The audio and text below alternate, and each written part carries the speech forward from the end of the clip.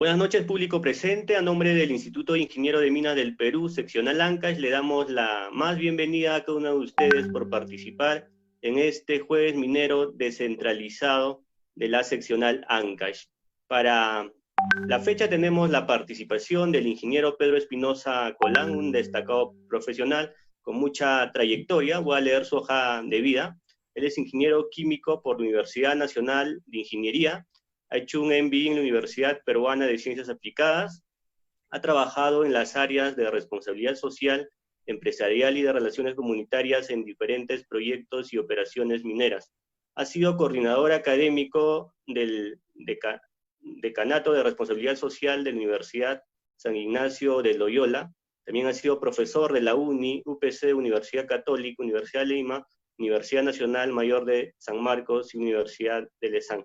Actualmente es consultor del equipo de desarrollo comunitario de Saurer Perú Cooper Corporation en la unidad Toquepala y presidente del Comité de Estudios para la Sostenibilidad Social de la Minería y la Energía de la Sociedad de Ingenieros del Perú. A continuación vamos a proyectar un video trabajado por nuestra institución.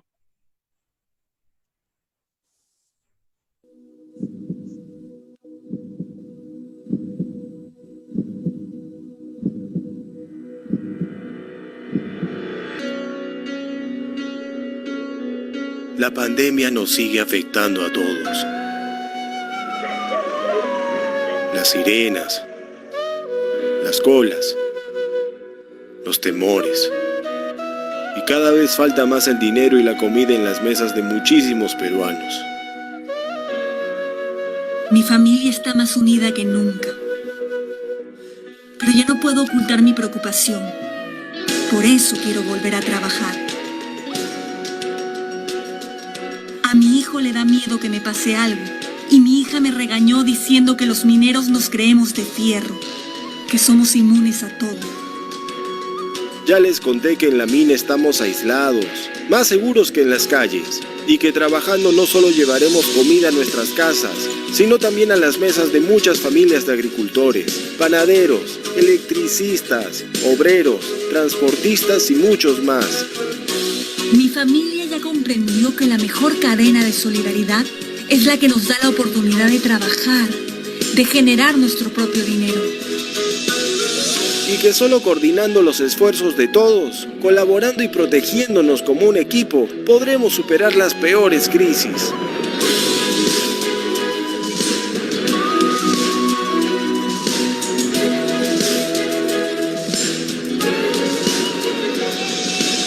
Queremos aportar para recuperar la salud y economía en nuestras casas, en nuestras comunidades y en nuestro querido país. Porque hasta cuando parecemos derrotados, los peruanos encontramos siempre una manera de salir adelante.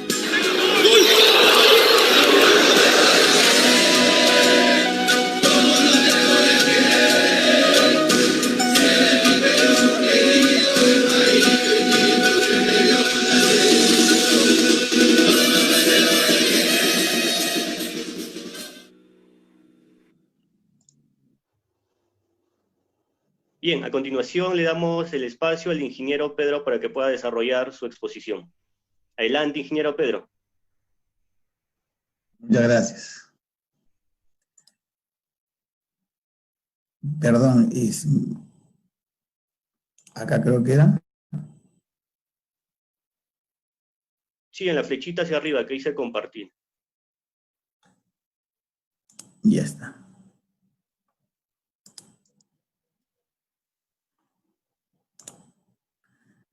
¿Ok? Bien, buenas noches.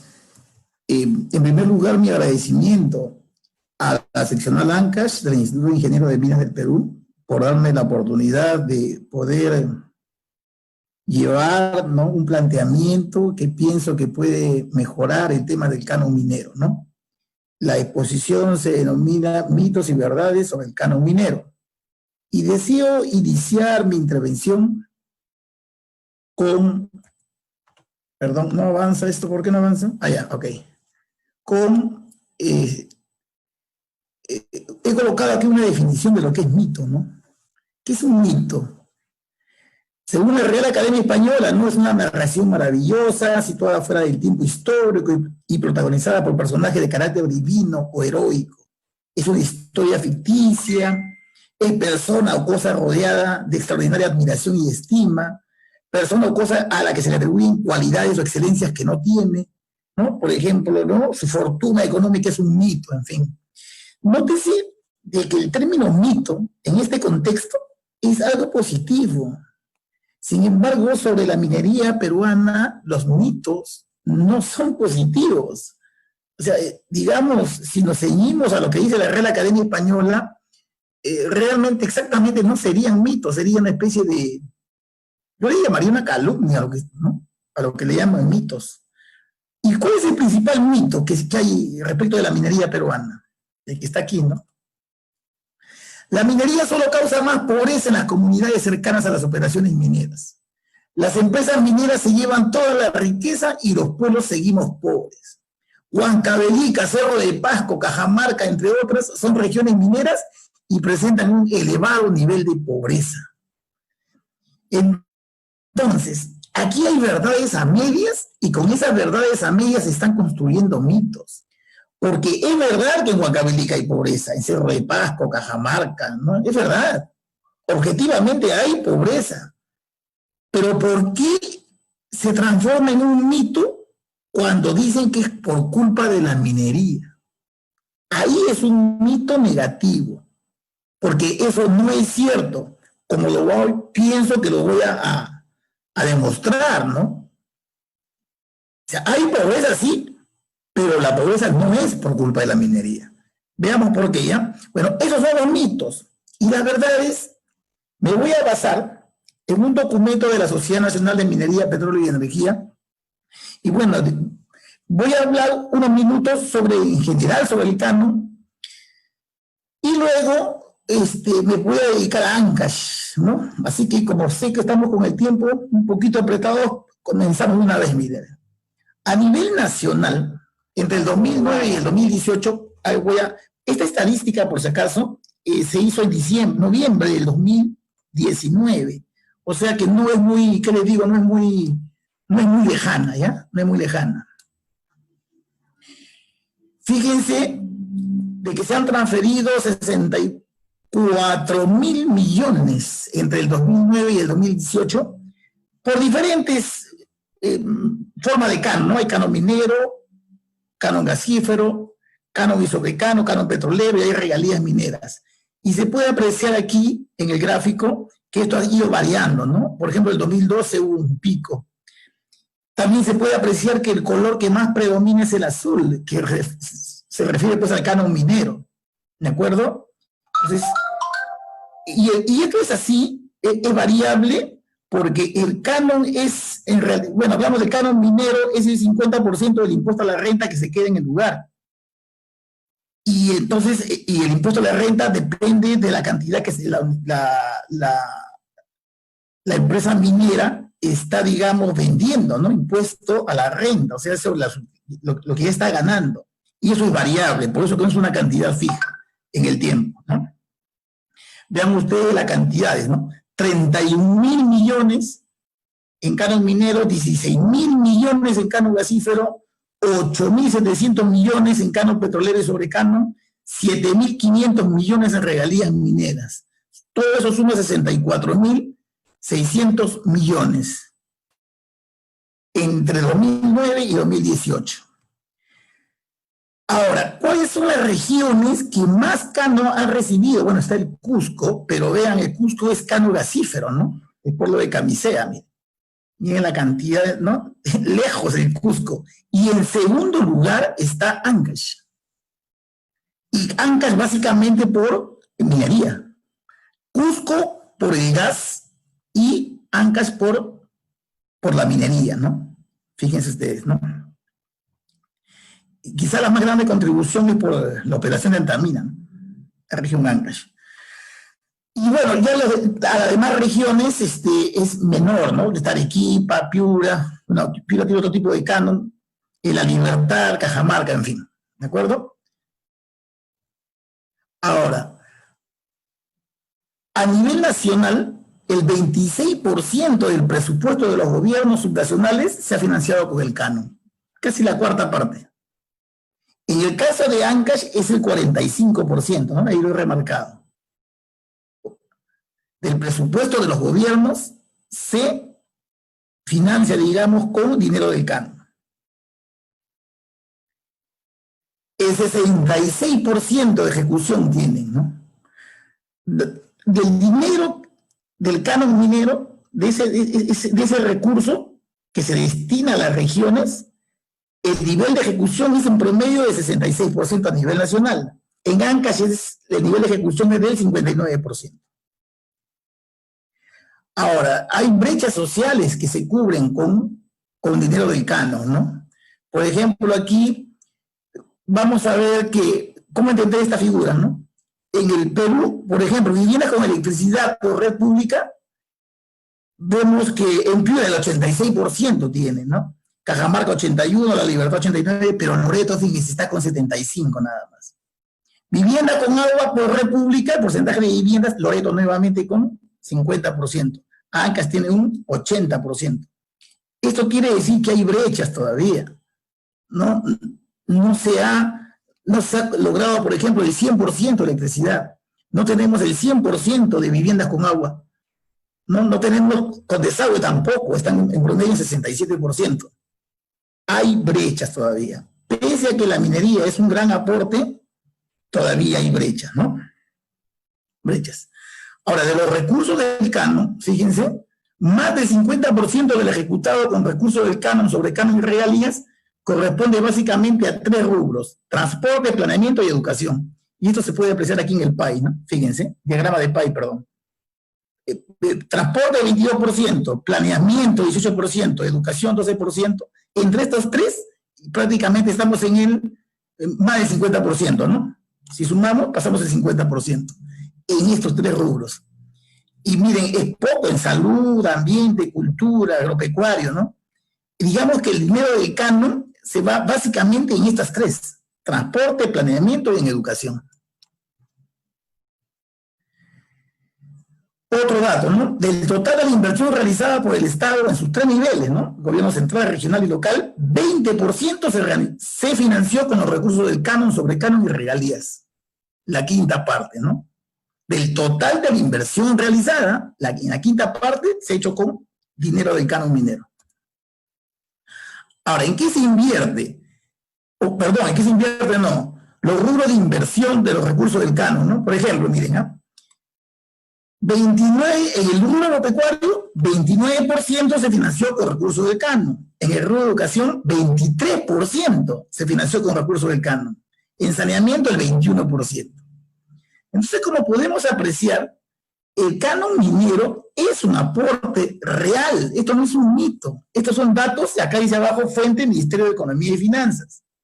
¿Ya? El trabajo, como dije inicialmente, ¿no? Lo he tomado de la Sociedad Nacional de Minería, Petróleo y Energía, pero esto no es mito. Lo que yo estoy exponiendo en estos momentos es la realidad y se puede comprobar entrando al Ministerio de Economía y Finanzas. ¿Ya? Fíjense, la inversión pública financiada con canon, sobre canon y regalías, ¿no? Fíjense, en Ancash es el 54% la inversión pública. Es importante. Bueno, en Tacna, Moquegua son valores más elevados, pero Ancash tiene una buena cantidad, ¿no?, de apoyo por parte de canon.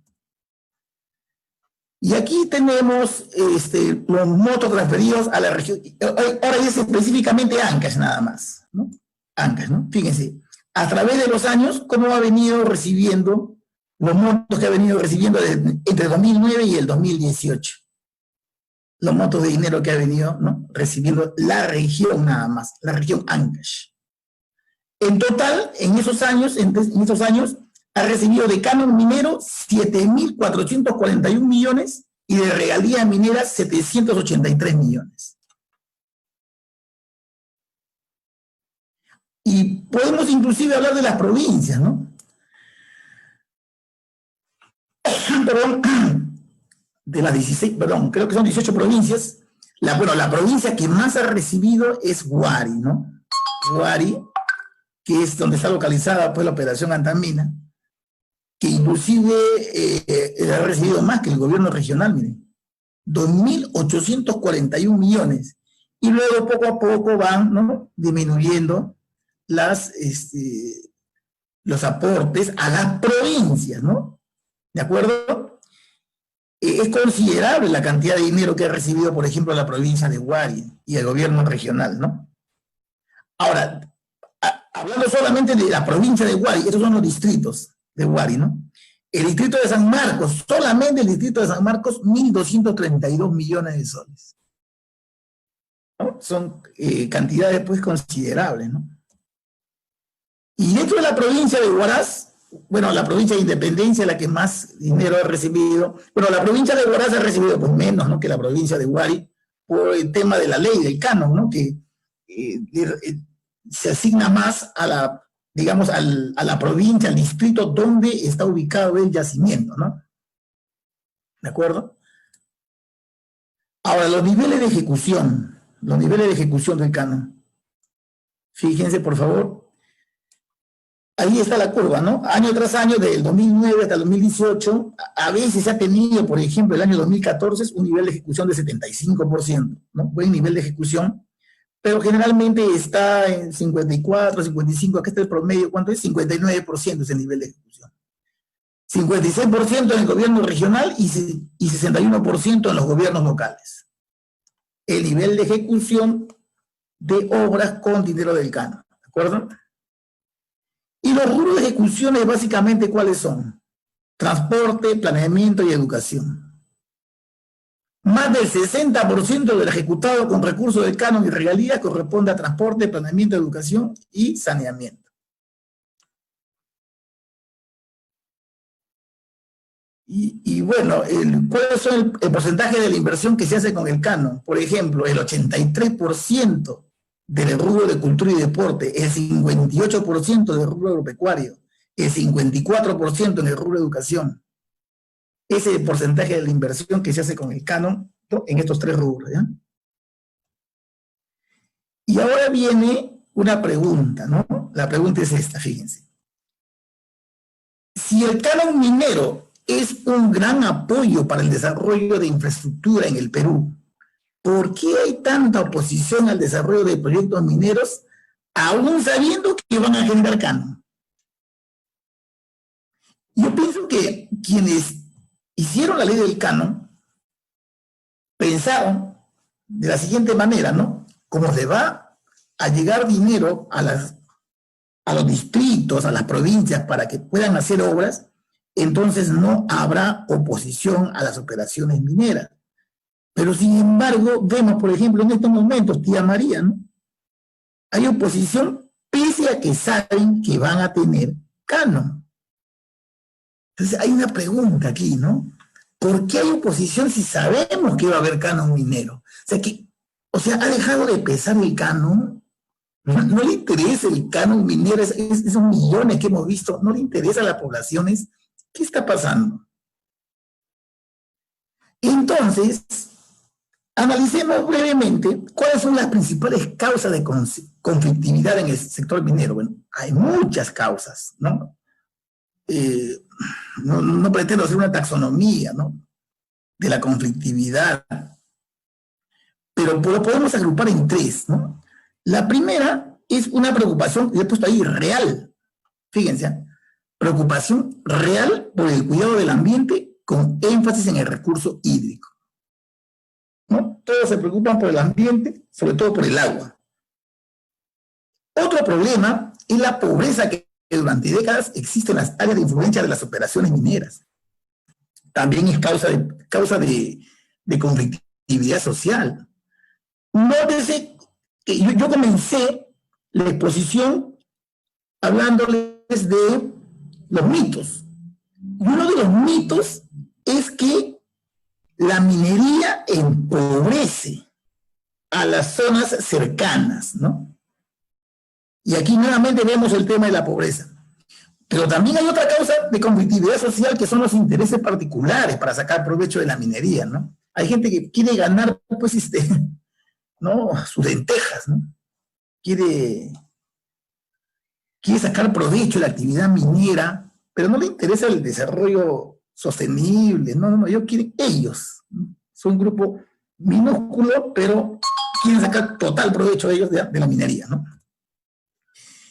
Y el Estado está para mí, ¿no?, desde mi punto de vista, cometiendo este error, ¿no?, de no medir bien el impacto de la minería. Por ejemplo, acá este señor es una caricatura de Carlín, ¿no?, con los 20.000 millones de inversión privada, y eso que es una caricatura ya antigua, 130.000 obras, 40.000 millones de reservas y 30.000 millones de exportaciones, estamos mejor que nunca. Y la señora le dice, no, solo dame 2 soles para comprar pan. Y vean ustedes los niveles de pobreza en la que están viviendo, ¿no? Afuera, en la puerta hay un cilindro, seguramente es para el agua, ¿no? O sea, no tienen agua potable. Se nota que no tienen pistas, veredas, ¿no?, esteras, el piso de tierra, en fin, se nota que hay pobreza. Entonces, hay un divorcio entre bueno, antes de la pandemia se decía que éramos un país que teníamos cierta estabilidad económica. Vino la pandemia y nos demostró de que, bueno, se ha ido la estabilidad económica. Somos el país en estos momentos que más va a caer, ¿no? En el PBI creo que vamos a tener una caída del 12%. Algunos economistas pronostican que vamos a caer hasta 15% en el PBI este año. O sea, la situación económica es bien difícil. El diario americano, el New York Times, ha dicho que la pandemia ha mostrado que el Perú solo tenía un barniz de progreso económico, nada más, un barniz de progreso. O sea, no tuvimos nunca un progreso real, solamente un progreso pintadito, nada más, porque vinieron 2 meses de pandemia y adiós economía, ya estamos endeudados, ya, ¿no? Estamos económicamente mal, ¿no? ¿De acuerdo? Entonces, ya antes de la pandemia ya venía este problema, de que teníamos un Perú muy bien macroeconómicamente hablando, pero en el día a día no se sentía. Y miren, el hecho de estar bien económicamente, pero que la población no sienta los beneficios, eso no es tarea de ninguna empresa minera, esa es tarea única y exclusivamente del Estado. ¿De acuerdo? Por eso que es un mito decir que las comunidades cercanas a la minería son pobres por la minería. No es por la minería, es por la falta de eficiencia del Estado, del gobierno local, de los alcaldes, de los regidores, luego pasamos al gobierno provincial. No hay un norte claro sobre el rol que deben cumplir. ¿De acuerdo? Y lamentablemente le atribuyen la pobreza de manera equivocada a las empresas mineras, ¿no? O al sector minero. Estamos mal, o sea, yo veo que el enfoque está mal, ¿no? Perdón, por favor. Miren, así estábamos, ¿no? Bueno, aunque está un poquito atrasada esta estadística, ¿no? Del 2004 al 2016, fíjense cómo había caído la pobreza, ¿no?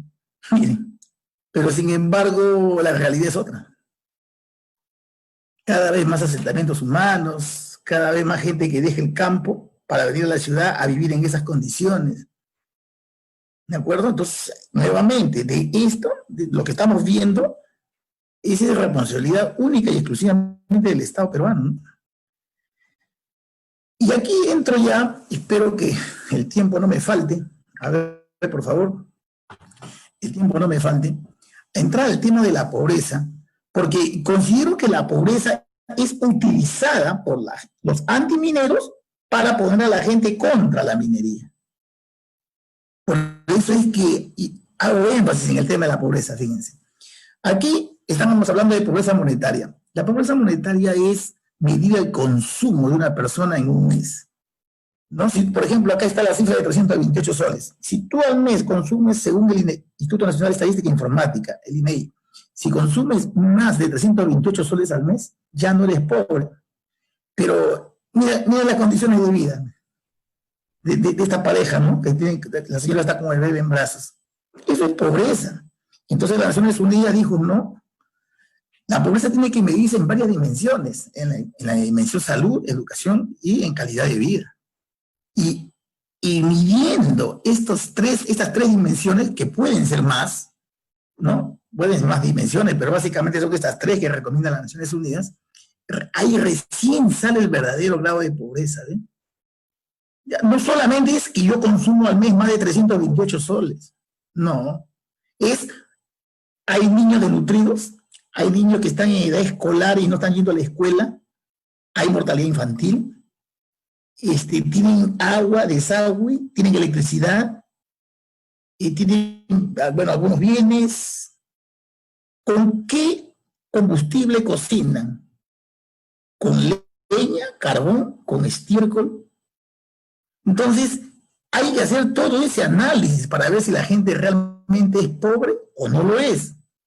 Sin embargo, en el Perú todavía seguimos con la pobreza monetaria. Por eso cuando el gobierno ha querido repartir un bono, no ha acertado, pues, porque está mal medida la pobreza. Han recibido el bono gente que no debió recibir, y muchos que sí debieron recibirlo, no lo han recibido. ¿Por qué? Ahí está la demostración. ¿Ves? O sea, lo que yo estoy hablando es una realidad, no es ningún mito, ¿no? ¿De acuerdo? Entonces, fíjense, por ejemplo, es un trabajo de la Universidad del Pacífico, donde se ve que el Perú es más pobre de lo que se dice, ¿no? Mientras más oscuro es el color, hay más pobreza, ¿eh? Entonces, por ejemplo, y eso que, ojo, ese es un trabajo del PhD, Enrique Vázquez Guamán, de la Universidad del Pacífico, y es del 2012, miren. Y desde ahí nomás ya veíamos que había esa medida la pobreza. En realidad hay más pobreza de la que el Estado dice, ¿de acuerdo? Y esto es lo que yo siempre, recientemente vengo exponiendo, ¿no? Miren, el árbitro está sacando la tarjeta roja a Paolo Guerrero, pero el foul, ¿saben quién lo ha hecho? Lo ha hecho Advíncula. Entonces, eso no es justo, ¿no es cierto? ¿Quién ha hecho el foul? El marcador de punta, Advíncula. ¿Y el árbitro a quién está expulsando? A Paolo Guerrero, que no está en la foto, ¿no? Igualito pasa con la minería. El foul lo está haciendo el Estado y las poblaciones le quieren sacar tarjeta roja a las empresas mineras. Por eso he puesto esta analogía, una metáfora, ¿no? ¿Se dan cuenta o no? Entonces yo pienso que lo que tenemos que nosotros hacer, quienes estamos ligados al sector minero, es llamar una reflexión al Estado y conversar con las poblaciones, el Estado conversar con las poblaciones y decirles, ¿no? El tema aquí pasa por cumplir con su verdadero rol. ¿Para qué existe un Estado, no? ¿De acuerdo? Y es urgente el cambio de chip, ¿no? Entonces, una variación en la ley del canon. Los recursos del canon minero debieran destinarse, bueno, ahí digo debe, un poquito imperativo, me voy a disculpar, por favor, debieran, ¿no?, destinarse a la eliminación de la pobreza multidimensional en las áreas de influencia de las operaciones mineras. Si se hiciera ese pequeño cambio en la ley del canon, ya se tendría bastante. Porque ahora, miren, ¿la ley en qué se queda? En que se le da a los gobiernos regionales, a los gobiernos locales también, y se especifica para qué, ¿no? En obras, por ejemplo, de saneamiento, en fin. Está especificado en la ley, pero el problema de la ley es que no tiene un norte, en el sentido de que no se mide el impacto. ¿El norte cuál debe ser? Eliminar pobreza multidimensional. Obra que no elimina pobreza multidimensional no se debe realizar, pues. Por ejemplo, monumento al sombrero, plaza de toros, estadios en pueblos donde no hay agua potable. Porque si yo hago una obra de agua potable, de electrificación, eso sí baja pobreza multidimensional. Pero si yo hago un estadio, no. Si hago una plaza de toros, no. Si hago el monumento a la hamaca, no. ¿Se dan cuenta? Si hago un palacio municipal impresionante y la gente está desnutrida, no estoy bajando pobreza multidimensional. Y al no bajar pobreza hay descontento. Y esa pobreza la cogen los antimineros en contra de la minería, aún sabiendo que no es culpa de la minería que exista pobreza. Por ahí me parece que va el tema, ¿no? No estamos midiendo bien, ¿no? Y hay un dicho que, un principio, ¿no? Lo que no se mide bien, no se puede gestionar bien, pues. Bueno, aquí están, ¿no?, los elementos de la pobreza multidimensional que ya los expliqué, cómo es que se mide. Y del ejemplo que hice en Guarmey, en Puerto Guarmey y en asentamiento humano 9 de octubre, ¿no? En Puerto Guarmey encontró una pobreza, un índice de pobreza multidimensional de 6.31 y en el asentamiento humano 9 de octubre 27.32. El triple, a ver, no, 27, casi 30, 5 veces más de pobreza a 1 kilómetro. Y el asentamiento humano 9 de octubre está más cerca, donde muere el mineroducto, ¿no?, de Antamina. Entonces yo conversé pues con los señores de Antamina y que les vuelvo a agradecer, me apoyaron mucho para poder hacer este trabajo. Nuevamente cada vez que expongo no me cansaré de agradecerles a la empresa minera. Y también conversé con el alcalde de Guarmey para trabajar juntos en este tema, ¿no?, de cómo bajar pobreza multidimensional en la esfera de influencia de las mineras. Bueno, yo sé que Antamina ha hecho trabajos, pero por su cuenta y ahora por impuestos. Disculpen, ¿no? Y ignoro si lo he hecho en coordinación, digamos, lo ha tenido que hacer en coordinación con el alcalde seguramente. He querido ir últimamente porque sé que han hecho mejoras, y entonces la pobreza multidimensional ha debido de bajar una barbaridad, sino que por tema de la pandemia no he ido a hacer la medición nuevamente, ¿no? Pero esto de la pobreza multidimensional, ¿y qué nos permite? Mire, nos permite identificar cuáles son los factores que más pobreza causan. Por ejemplo, Puerto Guarmey, no, me voy a saltear, por ejemplo, al asentamiento humano 9 de octubre. Fíjense, lo que más pobreza causa es acceso inadecuado al agua potable y carencia de servicios adecuados de salud, ¿no? Ni una posta bien. En fin, esas dos. Entonces, fíjense, si nosotros atacamos esos dos problemas principales, esos dos que figuran, que son los que más pobreza causan, ahí está, ¿no? Agua y posta de salud. Fíjense ustedes cuánto baja la pobreza, 65%. Solamente con 2 horas. La pobreza baja 65%. Miren. Entonces, si nosotros nos ponemos de acuerdo, la empresa minera, el Estado y la población, para bajar pobreza multidimensional, díganme, tienen que bajar los conflictos sociales. Tienen que disminuir porque la gente está cada vez siendo menos pobre. Y esto va con los objetivos de desarrollo sostenible de las Naciones Unidas, ¿no? El primer objetivo es fin de la pobreza, ¿no? Agenda 2030 también se conoce, ¿no? Y acá están los 4 elementos para poder desarrollar todo este proceso, ¿no? Entonces, el tema del canon, pues, hay mitos, hay realidades, pero se puede ajustar sin mayores dificultades con estos 4 elementos, dialogando, midiendo los impactos de la actividad minera, impactos sociales, trabajando con desarrollo territorial con visión de cuenca y comunicando asertivamente con las comunidades, Estado y población. No debiera haber problemas para desarrollar una actividad socialmente sostenible, ¿no? Una actividad minera, ¿ya? Bueno, acá esto es un poquito que me va a demorar, no sé cómo estoy con el tiempo, creo que ya se me está acabando. Yo prefiero pasar, por favor, porque esto es un poquito, ¿ya? Y quedarme aquí, miren. El desarrollo territorial con visión de cuenca, que es el tercer elemento, tiene 2 pilares. Uno es la identificación de los recursos actuales y potenciales de la cuenca, basado en el ordenamiento territorial, y el otro pilar es la formación de corredores económicos. Esto es clave porque permite a las poblaciones elevar su nivel económico, sus ingresos económicos, sin depender de la actividad minera. Porque en una cuenca no solamente hay minerales, hay pues recursos agropecuarios, recursos turísticos.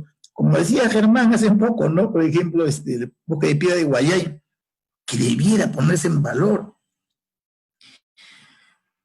Hay muchos recursos en una cuenca, pero todo apunta simple y llanamente al tema minero, ¿no? Pues nos falta desarrollar nuestro territorio. ¿De acuerdo? Miren, qué interesante, fíjense, cómo se puede lograr desarrollo territorial con emprendimientos familiares, ¿no? Emprendimientos económicos.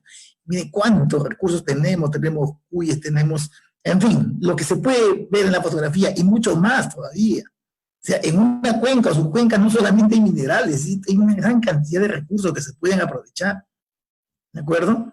Y siempre conversando, comunicando, ¿no? Por eso le decía, me parece que el tema no es tan difícil, ¿no? Ahora, esto de la licencia social, ¿no? Que no es un documento, pues, ¿no? Es el permiso, el consentimiento de la población. Michael Porter sacó hace varios años ya la teoría de la creación de valor compartido. O sea, gana la empresa minera, gana la población, gana el Estado, ¿no? Ahí he puesto algunos ejemplos de cómo se puede hacer. Esto es urgente y se puede lograr. O sea, esto no es nada difícil. Es cuestión de que la cabeza, pero tiene que creer, ¿no? La cabeza del presidente de la República, ¿no? Tiene que creer que la minería socialmente responsable ayuda, es buena, está en capacidad de generar desarrollo sostenible. Pero si tenemos un presidente temeroso, no, que no, los antis se me van a venir, no quiero problemas, mejor lo dejo para el siguiente gobierno. Así nunca, jamás vamos a ser patria. ¿De acuerdo? Bueno, aquí ya para finalizar hay un software que es un mapa de inversiones que ayuda, fíjense, usted entra aquí a este software y puede ver, por ejemplo, ¿no? Ya que estamos en Ancash, simple y llanamente se ubica con el mouse y puede ver la cantidad de obras que hay en toda la región Ancash y puede ver todavía el grado de avance en el que está, el monto de inversión y cuánto se está haciendo con el canon minero, con el dinero del canon minero. Y así en todo el país, ¿no? Y bueno, finalmente, ¿no? El tema es que pues tiene que cogerse desde el nivel alto de gobierno, ¿no? Nosotros, el presidente Pedro Pablo Kuczynski, cuando llegó al poder, creó el viceministerio de Gobernanza Territorial. Yo tuve la suerte de conversar con los dos primeros viceministros, ¿no? Con Javier Fernández Concha Stucker y Carlos Lourdes Mula, creo. Entonces, fíjense, y ya estaba todo esto, digamos, se había ya avanzado algo, ¿no? La idea les gustó. Y lamentablemente la inestabilidad política, ¿no? ¿no? Salió el presidente de BPK, entró el presidente Vizcarra, y había una constante inestabilidad política. Pero la minería tiene que ser política de Estado. ¿Y por qué tiene que ser de la PCM? Porque desde ahí se articula con el Minedu, con el Minagri, con todos los ministerios, con el Produce para generar emprendimientos empresariales en las cuencas, ¿no? En fin, tiene que ser una política de Estado. Y mucho ayudaría direccionar los fondos del canon para eliminar pobreza multidimensional, no pobreza monetaria, pobreza multidimensional. Bueno, es lo que les quería decir. Muchas gracias. Ingeniero Pedro, agradecemos por su participación, de verdad que ha sido muy enriquecedor, con mucha información estadística y técnica. A continuación tenemos a los panelistas, a Einer Portela, al ingeniero Germán Arce y asimismo al profesor John Tarazona. Empecemos con el profesor John Tarazona. ¿Alguna pregunta respecto a la exposición desarrollada por el ingeniero Espinosa? ¿O algún aporte que pueda hacer respecto a los puntos desarrollados? Gracias, ingeniero Víctor. Buenas noches con todos los que nos acompañan en la transmisión. Agradecer al ingeniero Pedro por su brillante exposición y a los demás panelistas también saludarlos, ¿no? Yo quería un poco hacer incidencia en lo que finalizó el ingeniero, ¿no? En realidad hay mucha discusión respecto a la naturaleza del canon minero, ¿no? Algunos, un poco por lo que escucho al ingeniero, tiene esta óptica de que sea más una especie de fondo común, ¿no? Recuerden que el fondo común también es una transferencia al Estado, pero que tiene una lógica de compensación. Y cuando hablamos de compensación social, estamos hablando que la distribución del fondo común, por ejemplo, tiene en cuenta el tema de pobreza. Obviamente pobreza monetaria, ¿no? Interesante el hecho de que podamos ir avanzando en la medición de pobreza. Es cierto que Naciones Unidas ha recomendado cambiar el tipo de medición. Hay países como Chile, Argentina, que ya están midiendo pobreza multidimensional. Pero en ese marco, yo quería un poco que, digamos, hay que entender la naturaleza, ¿no? de estos dos tipos de transferencia. La transferencia canon no es compensatoria, su naturaleza no es de compensación, es una naturaleza más de especie de merced conductiva o de pago por usufructo, digamos, ¿no? No es 50% de la renta, pero ¿cómo se distribuye? Por eso que ahí viene incluso la discusión sobre si debería llamarse canon o no, porque finalmente, de acuerdo al sistema fiscal, no es canon. Pero ¿cómo se distribuye? Ahí viene el tema, es un híbrido tan mal diseñado, y eso hay que decirlo, la verdad, que sí es necesario revisar básicamente el aspecto de la distribución de lo que llamamos, a veces, mal llamado canon minero, ¿no? Otro aspecto que me parece interesante de lo que ha dicho el ingeniero Pedro, y también que lo dijo en dos partes de su exposición, es que obviamente lo que tenemos que cambiar es esa visión de desarrollo sectorial por una visión de desarrollo territorial. Entiéndase que los territorios no tienen solamente un recurso estratégico. No podemos hablar que solo la minería es el único recurso estratégico en un territorio. El hecho mismo de haber considerado una mirada sectorial es la que ha generado conflictos y genera hasta el día de hoy este proceso de solo mirar un sector y creer que es el único sector que va a desarrollar la economía. Y es más, veamos que tanto la actividad minera como el canon tienen dos características importantes. Una es la volatilidad, porque el canon depende del precio de los minerales. Si los precios de minerales caen, el canon cae. Dos, el canon, igual que la actividad minera, tiene un inicio y tiene un fin. Son recursos no renovables, ¿no? O sea, estamos hablando, por ejemplo, estamos gozando de cierta, en Ancash, de recursos de canon, ¿no? Por la extracción minera de Antamina. Pero después de 2030, sé que va a haber un poco más de ampliación, pero ¿qué va a pasar con la economía? Hay un indicador que nosotros usamos los economistas que se llama el índice de concentración económica, el índice Hirschman. Ancash está en el puesto 22 de 24 en el índice de concentración económica. ¿Qué quiere decir? Que nuestra economía está concentrada básicamente en la minería. El valor agregado bruto que representa la minería en Ancash es más del 50% del total de producción en la región. Entonces vean ustedes que si es que no empezamos a diversificar la economía, no empezamos a tener la mirada territorial que hablaba el ingeniero Pedro, vamos a tener serios problemas en el futuro. Otra cosa importante también que ha mencionado el ingeniero Pedro es respecto básicamente a la ejecución de gasto. Ya hay mucha evidencia científica, empírica, sobre el nivel de conflictividad. El nivel de conflictividad sobre el tema del sector minero sube cuando el nivel de gasto de canon baja o no es el óptimo. Entonces ahí tenemos que hacer algo, ¿no? O sea, tenemos que ver, vuelvo a decir, aquí en esta lógica que decía el ingeniero que me pareció muy interesante, de win-win, todos ganan, gana el gobierno, gana el sector minero, gana la ciudadanía, tenemos que empezar a evaluar estas cosas, ¿no? O sea, yo quiero menos conflictos sociales, necesito que el Estado sea más eficiente, tenga mayor capacidad de gasto, porque si el Estado no tiene capacidad de gasto, los conflictos van a crecer, y esto no es algo nuevo, hay varios estudios que se han hecho en el país que identifican esa relación.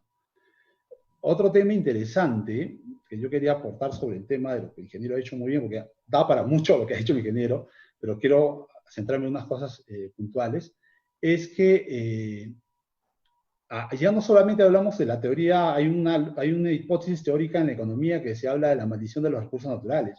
Hoy hablamos de la maldición política de los recursos naturales. Y tiene que ver mucho con lo que decía el ingeniero. O sea, ¿qué ha pasado en los sectores donde hay mucho canon? ¿Qué ha pasado en San Marcos? No sé si algunos han visto el tema de cómo se mueve el tema político en San Marcos, ¿no? Es casi lumpenesco, ¿no? O sea, había tiroteos. Yo me acuerdo que cuando hacía algunos trabajos ahí, en la zona había vías donde en la plaza se agarraban a balazos grupos políticos relacionados a alcaldes o tratando de vacar a un alcalde. Entonces, estos elementos, vuelvo a decir, son elementos que pueden ser resueltas desde lo que hoy en día llamamos la gobernanza territorial. La gobernanza, ¿qué implica? La gobernanza implica poder juntar a todos los actores del territorio, poder mirarnos todos los actores del territorio y ponernos de acuerdo hacia una visión de desarrollo del territorio. Si eso no lo empezamos a hacer, vamos a seguir con problemas vinculados a conflictos sociales, nuevamente a esta visión muy sectorial del desarrollo. Y vuelvo a decir, una cosa que debemos aprender de la pandemia, y yo siempre digo, no hablemos de que vamos a regresar a la normalidad, no regresemos a esa normalidad que ha sido visión de desarrollo sectorial, de conflictos, de falta de gobernabilidad, sino tenemos que empezar a hablar de un nuevo contexto, donde realmente haya este concepto de gobernanza, ¿no? Bueno, no quiero quitar mucho tiempo del espacio, es un poco lo que quería reflexionar sobre lo que ha dicho el ingeniero Pedro. Muchas gracias, Víctor. Brillante, profesor John Tarazona. A continuación le invitamos a Einer Portela para que pueda hacer una pregunta o una reflexión respecto a los puntos desarrollados por el ingeniero Espinosa. Einer, tu micrófono. Adelante, Einer. ¿Está o salió? No, está apagado su micrófono. Einer, si puedes revisar tu micrófono. O en todo caso, ¿ya está?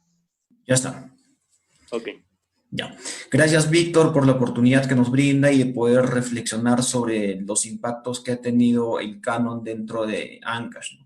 A veces cuando uno analiza los impactos, como mencionaba el ingeniero en su ponencia, yo quiero centrarme en cosas que el ingeniero no había mostrado. Ancash, como vemos, más de 8.000 millones en canon minero. A la actualidad, de las 20 provincias más pobres del Perú, Ancash tiene a las 3 provincias. A nivel de índice de desarrollo humano estamos por encima del promedio. En el último índice de competitividad del ranking nacional, Ancash se ubica en el puesto 10, como verán, ¿no? Y uno analiza todas las cifras frías que el ingeniero mostraba en su ponencia y se pone a analizar Ancash y dice, pues, ¿no? En este contexto de coyuntura, el sector salud es el que menos recursos ha recibido y se ha ejecutado. Pero después pasamos al otro estadio cuando uno hace la evaluación, ¿no?, de resultado y de impacto de esos porcentajes que se ha invertido, qué tanto ha contribuido al tema de calidad del gasto, para promover el desarrollo sostenible en Ancash. A eso iba mi intervención y preguntarle al ingeniero, aprovechar de su experiencia, y en su ponencia al finalizar señalaba un tema de creación de valor compartido. Y el ingeniero mostraba solo la creación de valor, lo resumía al tema de capacitación. El tema de creación de valor compartido va más allá de inversiones relacionadas para promover la competitividad comercial, empresarial, para promover infraestructuras competitivas, productivas, en ese marco del enfoque de desarrollo territorial. Y este año CISAL organizó una interesante experiencia que trajo que en Colombia van a iniciar una explotación minera, y ellos decían la experiencia que tenían, ¿no? Cómo la empresa minera, todos elaboraron un plan de desarrollo económico local, y todos los actores en este enfoque donde Joan Frigols pasa ya del tema de gobernanza a un estadio un poco más relacionado al tema de metagobernanza del gobierno de redes, y en ese marco el gerente decía, ¿no?, cómo ellos se comprometían en lo que les compete a ellos, el tema de cumplimiento del plan, de la ejecución del plan de desarrollo económico. Porque lo que le ha hecho mal al sector minero es las malas prácticas de algunas empresas mineras, centradas dentro de la responsabilidad empresarial, que solo se han quedado en el tema de filantropía, en el primer estadio. No han pasado eso, lo que usted decía, de la creación de valor compartido. Y la pregunta que yo quisiera hacer es, ¿cómo se crea valor compartido porque los que estamos en gobiernos locales, y usted decía solo capacitación interna, a veces queremos captar fuentes de financiamiento con proyectos de impacto que son millones y los estudios para poderlos financiar sobrepasan hasta el presupuesto que pueda tener un gobierno local que tiene canon minero. Muchísimas gracias. Ingeniero Espinosa, ¿alguna respuesta respecto a la pregunta que ha hecho Einer Portela? Perdón, Heiner, John también. Quería responder a los dos. Ok, a los dos. John, el economista John, ¿no? Sí, mire, interesante, ¿no?, el tema de abandonar un desarrollo sectorial y pasar pues a un desarrollo territorial, aprovechando los recursos, ¿no?, actuales y potenciales de la cuenca y su cuenca, donde se realiza la operación minera. Eso es lo que se debe hacer. Pero lo que nos falta a nosotros es aprovechar lo que la minería da para lograr ese salto. El error para mí, los señores que se oponen a la minería es querer matar o impedir a la fuente de donde vas a dar, digamos, ¿no?, un impulso para los otros sectores. Y bueno, entonces hasta ahí creo que coincidimos, mi estimado, ¿no? Yo, ¿no?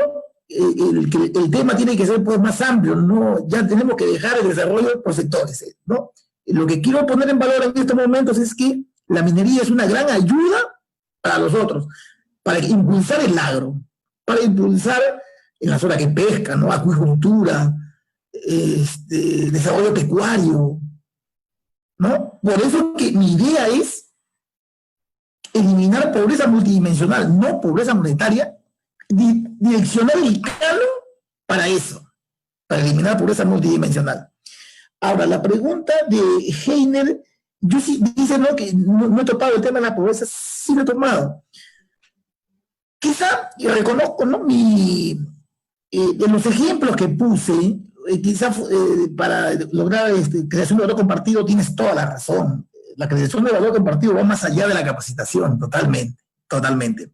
Lo que pasa es de que quise hacer un poquito más, digamos, ligado al tema de las comunidades, pero también las comunidades necesitan grandes, digamos, montos de inversión para poder desarrollar planes efectivos.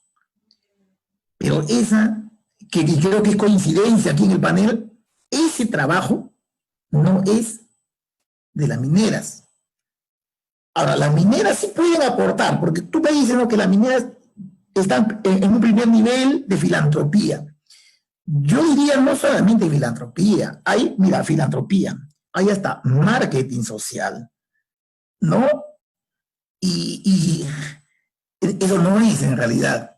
Lo que pasa es que tiene que haber un compromiso sincero, minera, Estado y población.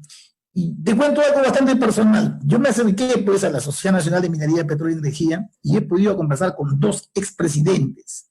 Uno de ellos, el primero, Carlos Gálvez Pinillos, le presenté el plan y después conversé con Luis Marquesi, que fue el que sucedió en el cargo a Carlos Gálvez, y me dijeron, Pedro, qué buena idea eliminar pobreza multidimensional en las áreas de influencia de las mineras, logrando, ¿no?, todo lo que hemos hablado ahorita. Pero me dice, acá hay un tema.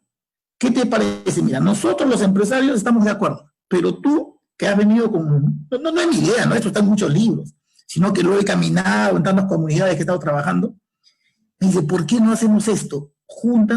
Trae al Estado también, para conversar lo mismo. Nosotros lo hemos intentado y no hemos podido. Y ahí fue donde vino mi cercanía a la PCM, ¿eh? O sea, las cosas están ya por hacerse, estamos cerca. Es cuestión nada más de ponernos de acuerdo. Yo no lo veo tan difícil. Yo tengo una visión optimista del tema, pero mucho influye el tema de quién llega a la cabeza. Menos mal que las elecciones están cerca y meditemos bien ese tema, ¿no? Muchísimas gracias por los comentarios, por las críticas. Me sirven bastante también, ¿no? Bien, ingeniero Germán Arce, ¿alguna reflexión o pregunta respecto a los puntos desarrollados por el ingeniero Espinosa?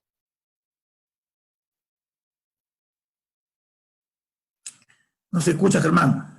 No, estoy conectando, recién conecté para no interferir. Bien, bueno, este tema de minería, de canon, etcétera, muchas veces creo que nos saca de foco. Y yo quisiera comenzar, me regalan unos minutitos, con historia del canon. El canon se remonta al año 1950, cuando el creador del Código de Minería lo introduce, el señor Mario Samamé Bollo, que fue rector de la UNE, una autoridad en minería y también en educación y en el gobierno. Creo que comienza con el 20% del impuesto a las empresas, para de ahí partir canon. Con el tiempo, este canon pasa al 30% del impuesto a la renta de las empresas, cuya mitad se convierte en canon y la mitad lo maneja el gobierno directamente.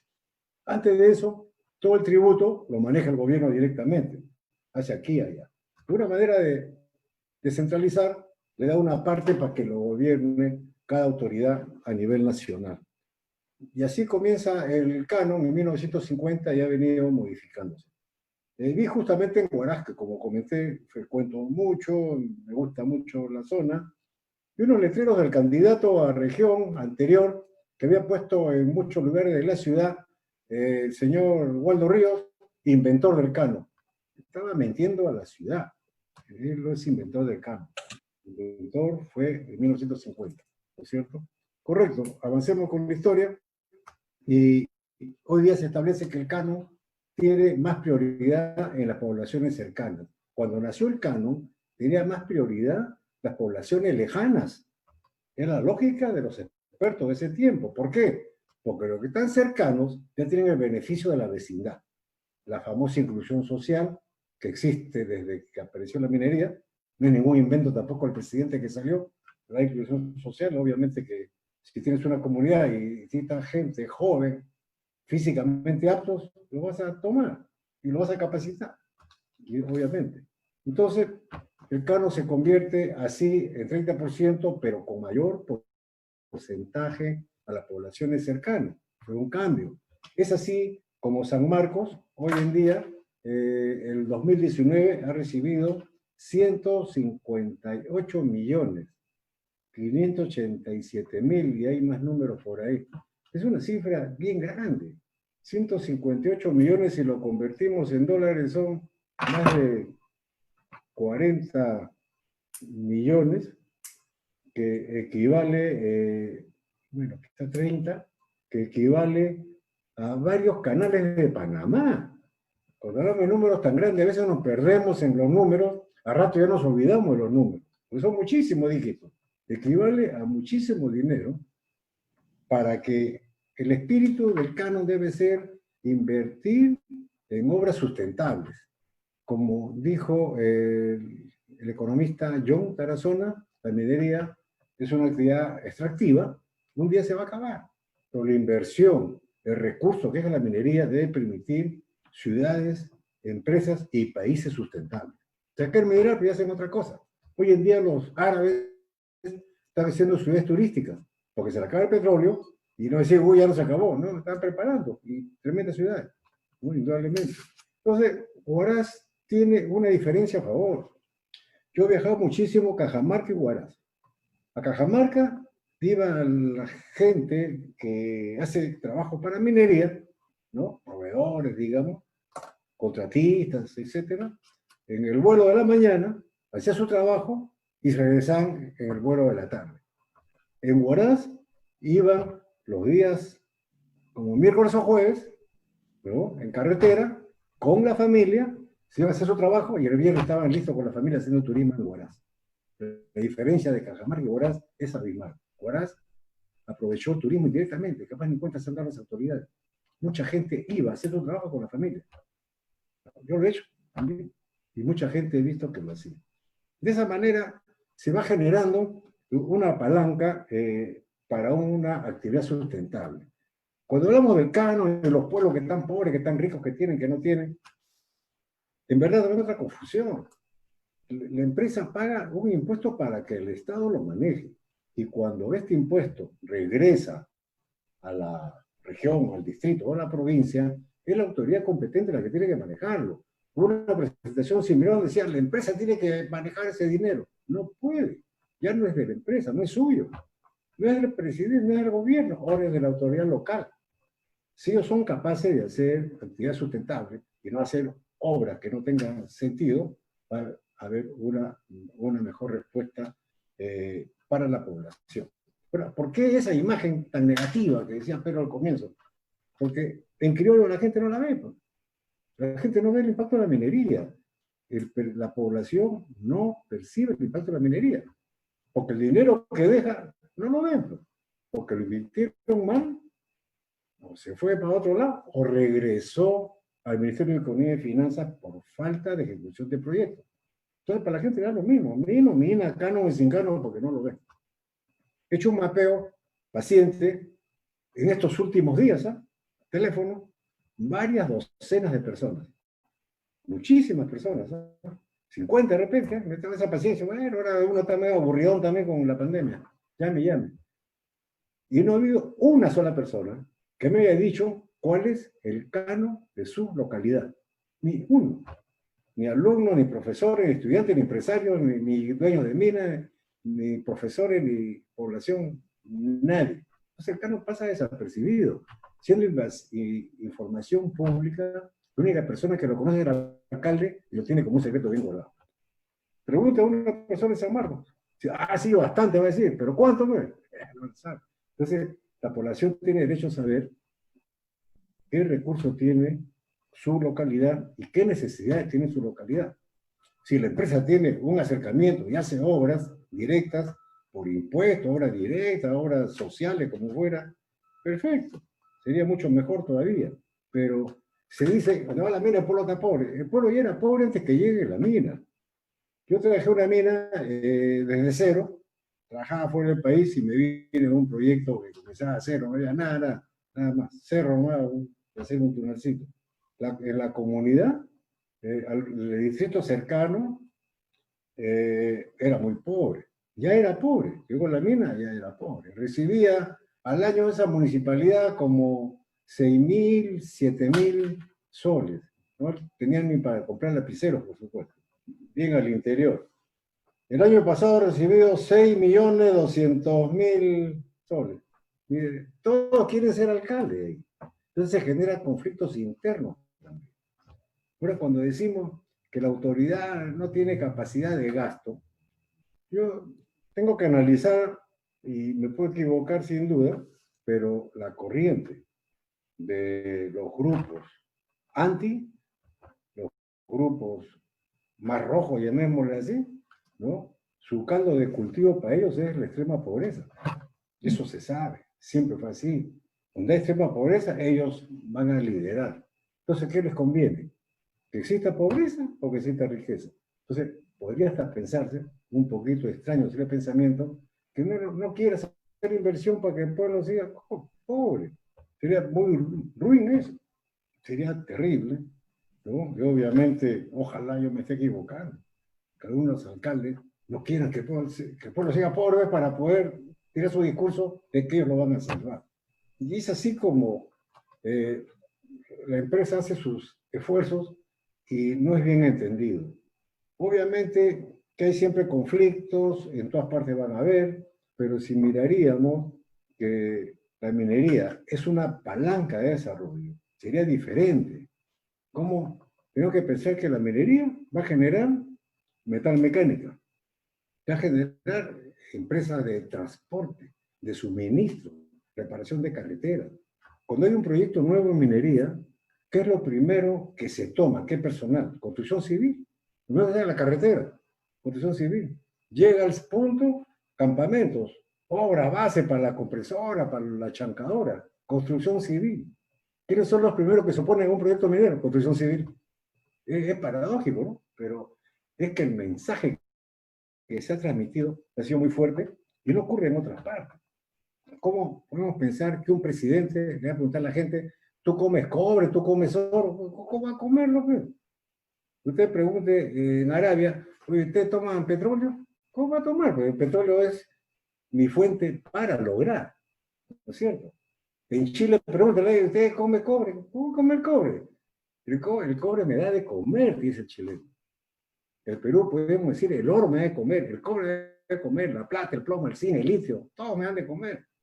Y son palancas de desarrollo para que aquel día, que ojalá sea muy distante, no tengamos esos recursos que nos da la naturaleza, tengamos pues un país sustentable, con fabricaciones de equipos, maquinarias, ciudades, carreteras asfaltadas por todos lados. No tenemos una Panamericana pues en doble pista. Chile es un país más largo, tiene casi 5.000 kilómetros de largo y todo es doble pista. Y lo han hecho con plata de la minería. No he visto jamás en el Perú una obra que diga se hizo con el canon minero. No existe. El alcalde jamás lo va a poner, ni el presidente lo va a poner. Este parque se hizo con canon minero. Esta carretera, este puente, esta hidroeléctrica se hizo con canon minero. No hay. Nunca ha sido así. Entonces, nos hacemos un daño como peruanos negándonos a una realidad. Si lo que tenemos son papas, vendando papas. Lo tenemos minerales, vendando minerales. Hay gente que dice, lo que pasa es que se llevan el mineral. Bueno, qué grave sería que no se lo lleven. Porque se lo llevan porque lo estamos vendiendo. Otros dicen, no, lo que pasa es que nos oponemos porque se exporta materia bruta, no producto terminado. Pero en Perú se hace producto terminado. El cobre son 2,5 millones de toneladas al año, más o menos redondo. Se hacen radiadores, alambres de cobre Indeco, mucho mejor que los cables chinos que llegan a los mercados. Se hace tuberías de calefacción y una serie de obras. Y eso es todo. No se hace más porque no necesita más. El resto se tiene que exportar. Exportar es vender. Y vender significa ingresos de dinero, ingresos de divisas. Entonces, no se entiende. Pues dicen, no, ¿qué pasa que se lo lleva? Hay una empresa que no lo puede vender. Se llama Skycruz. Tiene grande cantidad de concentrados que no lo pueden vender porque está contaminado con mucho arsénico.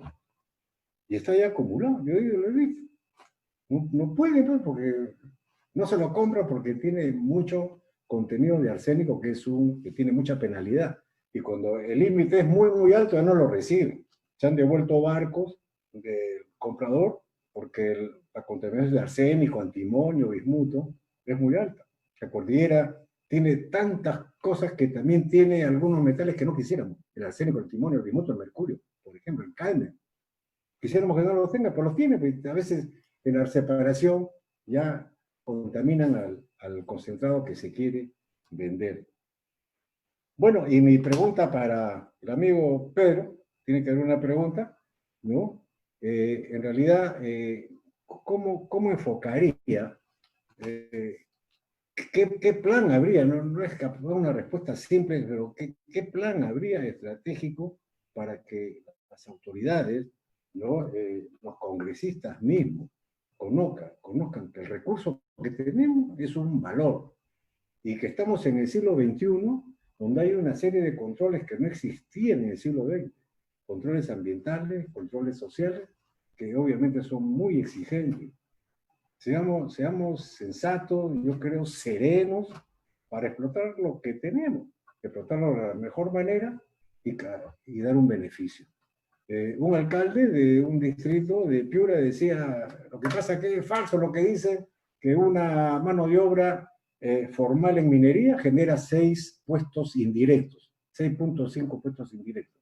Eso es falso, es mentira, está engañando. Porque en Chile, incluso Chile de modelo, que es un país más ordenado, son solamente 3 indirectos por cada directo. Entonces no estamos en ventaja. Chile está más mecanizado, pues por cada directo solamente 3 indirectos. Nosotros por cada directo necesitamos 6.5 indirectos. Es mejor, pues. Estamos mejor que Chile en ese caso, en ese sentido. Peor sería que se ocupe menos trabajo indirecto porque está más mecanizada la mina y no requiere de más personal. Pero son cosas que en realidad nos generan una distorsión, yo diría, del enfoque país. Y yo creía que subterráneamente hay otros criterios que no los conocemos, otros objetivos y otras posiciones que simplemente nos llevan a unos enfrentamientos pues innecesarios, ¿no? Obviamente que el país tiene recursos, deberíamos estar en una posición sumamente diferente, con varias palancas de desarrollo. La minería es una palanca de desarrollo. La pesca igualito. La pesca requiere mucha metal mecánica. Metales mecánicas grandazas que han nacido a través de la minería y de la pesca. El agro necesita también metal mecánica, electricidad, energía, transporte. Hoy en día, por ejemplo, hay una comunidad campesina que es muy exitosa, que está exportando papa a Europa. Pero no es la papa blanca, por supuesto. La papa blanca cuesta mucho más barata en Europa y en Estados Unidos que en Perú. Por eso el Perú importa mucha papa Ingeniero blanca. Germán, disculpe, ingeniero Germán, ¿podría mencionar su pregunta, por favor? Porque estamos contra el tiempo. Sí, concretamos la pregunta, ¿no? Entonces, la figura sería darle a las comunidades más capacitación para que hagan lo que ellos saben hacer. ¿Cómo haríamos eso, amigo Pedro, para que las comunidades tengan más información clara, verídica, de cosas que ellos saben hacer y que les van muy bien, ¿no? Y obviamente tengan el entendimiento que la minería es una actividad que no tiene por qué interferir con otras actividades, vale decir el agro. Adelante, ingeniero Espinosa.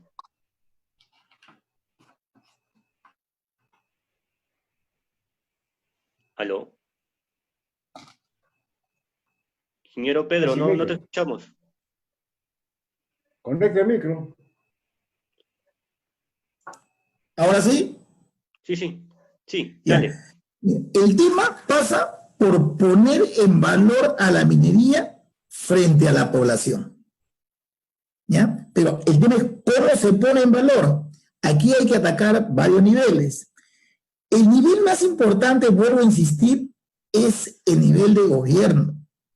Porque si llega al poder un presidente antiminero, todo lucha a perder. ¿Ya? Pero también hay un nivel desde abajo, con las comunidades, como dice Germán.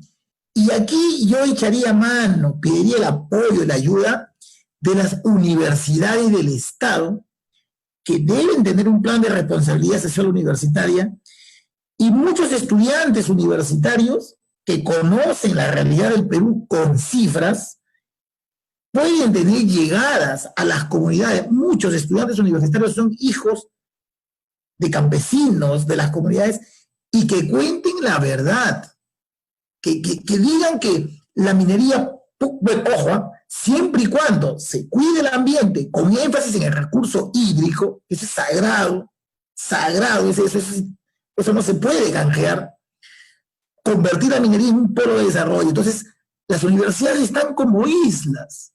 Por ejemplo, en Tía María yo hasta ahora no escucho un procedimiento de la UNSA o de las otras universidades que hay, ¿no? Entonces estamos como islas.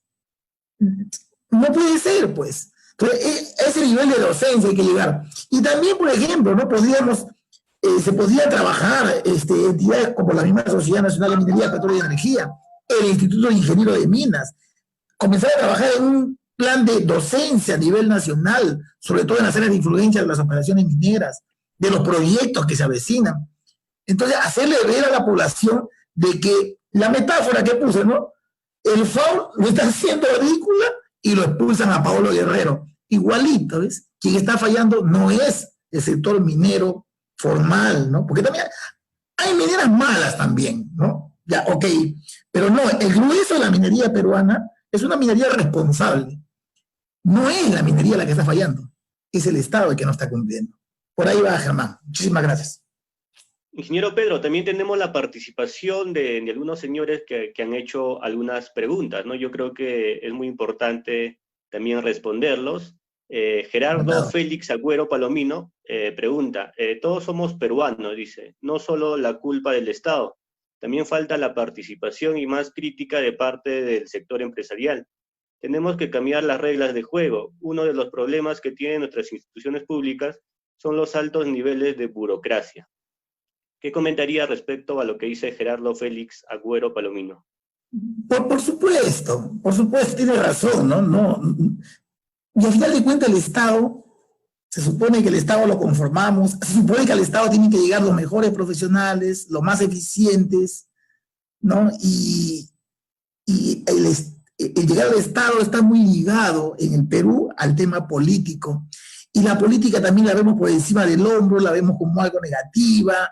Ser político es sinónimo de ser corrupto, cuando hay muchos políticos buenos. Muchos de nosotros podríamos estar, quizá debiéramos estar intentando, debiéramos tener una labor política, ya que tenemos los principios bien claros. O sea, no hacemos bien con excluirnos. También la empresa privada debiera ser un poquito más activa en ese sentido. Tiene toda la razón. Pero el poder, ¿no?, lo maneja el gobierno. Él es el que tiene que ser el catalizador, el que tiene que dinamizar esa actividad en favor del desarrollo sostenible. Joel Ramírez pregunta, ¿saben qué proyecto se financia con el canon minero? ¿La región y los gobiernos locales lo cumplen? Si lo cumpliesen, la realidad sería otra. La verdad es que no hay dinero, pero las autoridades no dice que la verdad es que hay dinero, pero las autoridades son incapaces y corruptos, dice Joel Ramírez.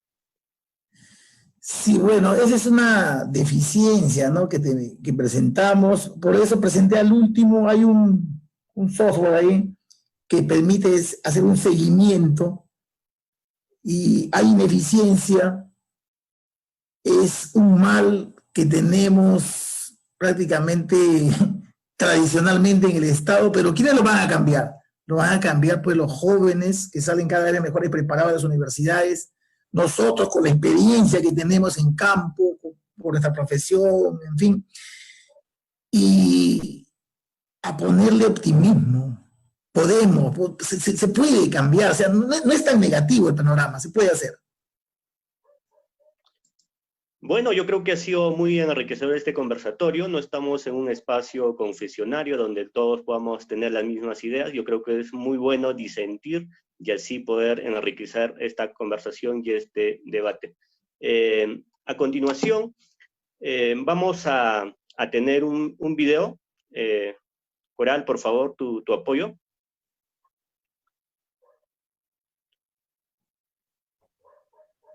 Coral, ¿nos sigues? Por favor, con el video.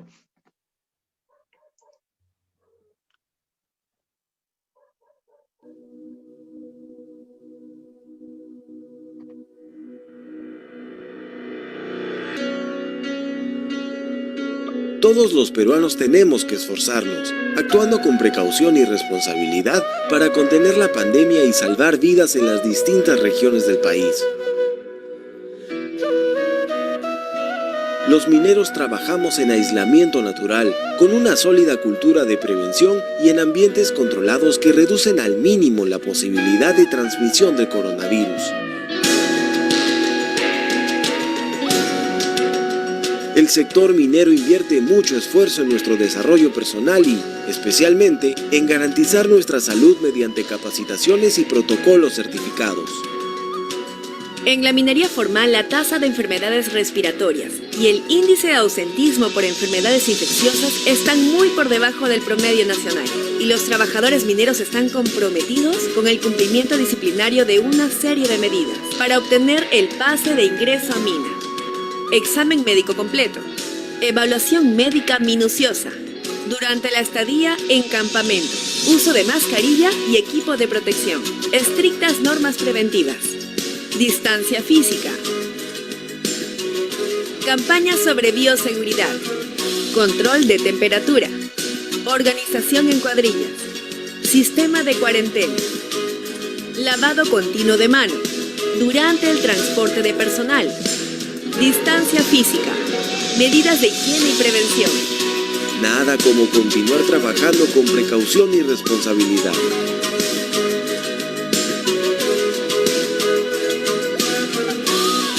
Todos esos hábitos nos dan confianza para multiplicar esas buenas prácticas en nuestras casas y comunidades.